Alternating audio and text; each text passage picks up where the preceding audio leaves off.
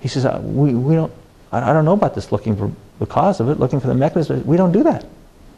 And he was very honest. Instead of saying some baloney or trying to, give her some other drug, he said, we don't do that. They don't do that. They don't even think about it. And when confronted with a diagnostic test, which has some functional data, which in my mother's case was very right on the money for what her problem was, he didn't have a clue what it even meant.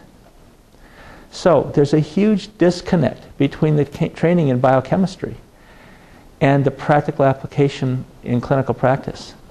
And what happens is in clinical practice, most people in medicine who are more like straight line medicine, not some of the mixer people who do integrated medicine, but most people in medicine are practicing on a model based on looking and discovering patterns of activity in the body, looking for generalizations of symptoms, and trying to do pattern recognition, and therefore based on that pattern recognition of combination of symptoms and lab tests, making a judgment of giving some medication to modify those symptoms based on pattern recognition. It's looking at the bell-shaped curve and trying to fit this person with a group of other people under the bell-shaped curve. That's how medicine is practiced. That's the way they've all been trained to practice.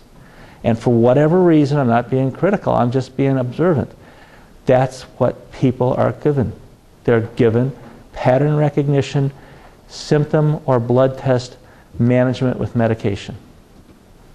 Now, there are a few mavericks out there who are doing a little bit of nutrition, a little bit of herbs, a little bit of exercise or diet or things like that. A few. But the majority of them are not even looking at why or how the medications work. They're looking at pattern recognition and manipulating some indicators with medications. So who do you want to see as a doctor? Do you want to see somebody who's not even going to care or be interested or have any training in the mechanism behind your problem?